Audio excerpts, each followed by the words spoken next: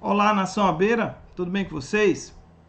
Retomando o conteúdo trabalhado na semana passada, a nossa dica de hoje diz respeito ao primeiro elemento do crime, o fato típico, mais precisamente a conduta.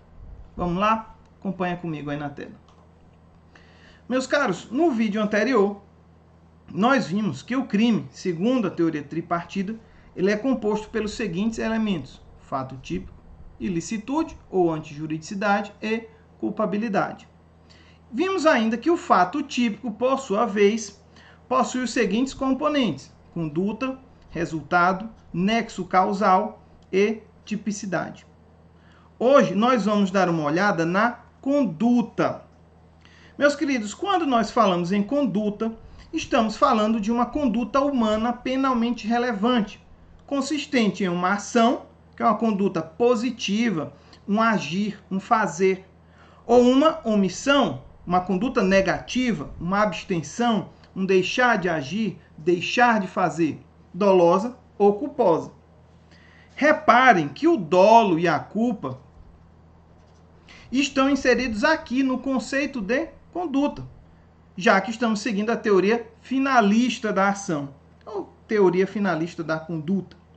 Segundo essa teoria, idealizada em meados do século XX pelo doutrinador alemão Hans Welzel, a conduta é o comportamento humano voluntário, vou botar aqui, conduta, é o comportamento humano, a letra tá uma maravilha, né? Voluntário, dirigido a uma finalidade.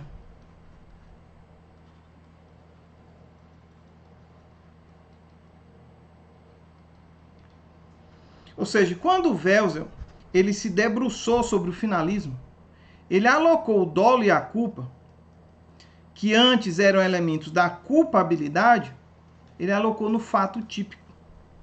E por esse motivo, nós analisamos o dolo e a culpa já na conduta, dentro do fato típico. Portanto, uma conduta sem dolo ou culpa é correspondente a um fato atípico. Volta aqui comigo. Imagine a seguinte situação. O sujeito vai lá, feliz e satisfeito, vem dirigindo o seu veículo, respeitando todas as normas de trânsito, está dirigindo dentro da velocidade permitida pela localidade, quando de repente ele tem um infortúnio de um suicida se jogar na frente do seu carro e ele acaba atingindo esse suicida. Nesse caso, nós podemos falar em dolo desse motorista? Obviamente que não, né? Não houve a intenção dele em causar o resultado lesivo, a morte do pedestre, e nem a gente pode falar também em dolo eventual, porque ele não assumiu nenhum risco de produzir esse resultado. Também nós não podemos falar em conduta culposa, já que a conduta culposa ela requer uma inobservância de um dever objetivo de cuidado, o que não foi o caso, como a gente falou no nosso exemplo. Portanto, nesse exemplo, se a gente não tem dolo, se a gente não tem culpa, nós não podemos falar em conduta. E se nós não temos conduta, não temos fato típico. E se não temos fato típico, não temos o crime. Portanto, essa conduta não poderá receber uma sanção penal, pois não houve crime nesse exemplo. Entenderam como funciona o raciocínio? Volta aqui comigo para a tela.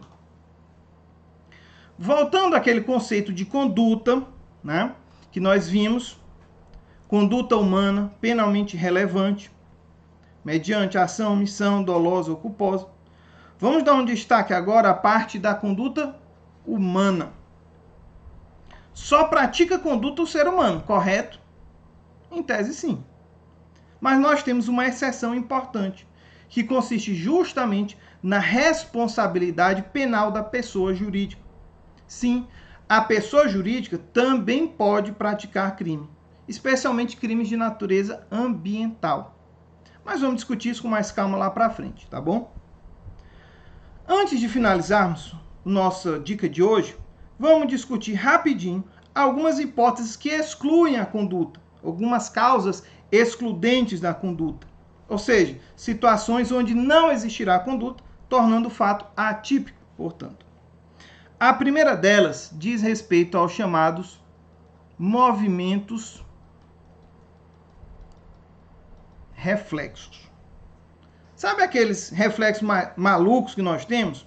A exemplo de quando o médico vem dar uma martelada no nosso joelho, acho que é na patela, não é? Se eu não me engano, e a nossa perna sobe sozinho. Então imagina a seguinte situação. Você está lá sentado na maca, o médico vem fazer esse exame. Ao lhe dar a famigerada martelada, sua perna sobe demais e você dá uma bicuda no médico, causando uma lesão corporal nele. Houve conduta nesse caso? Não, né, meus caros? Não há vontade nesse exemplo. Trata-se de um movimento involuntário do corpo, portanto não há conduta nenhuma aqui. Tá bom? Outra hipótese que nós podemos falar em exclusão da conduta, trata-se dos chamados estados de inconsciência. A exemplo, vou colocar aqui o sonambulismo ou a hipnose. Vamos pensar no indivíduo que é sonâmbulo.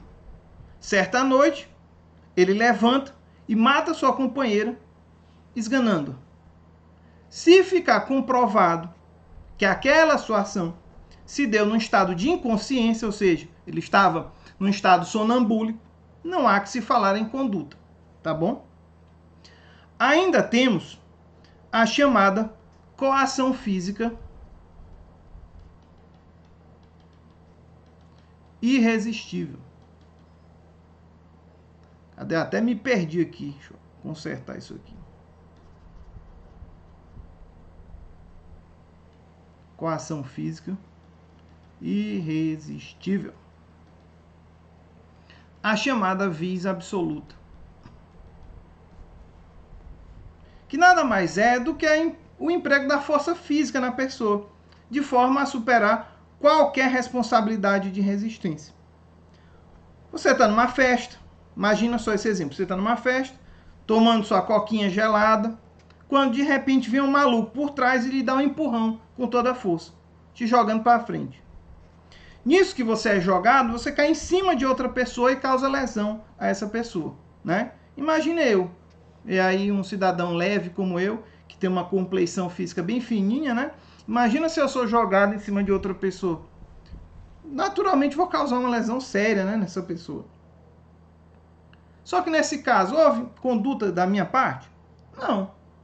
Aqui nós temos o chamado coação física irresistível, a vis absoluta. Tá bom? Cuidado, meus caros, para não confundir coação física irresistível com coação moral irresistível,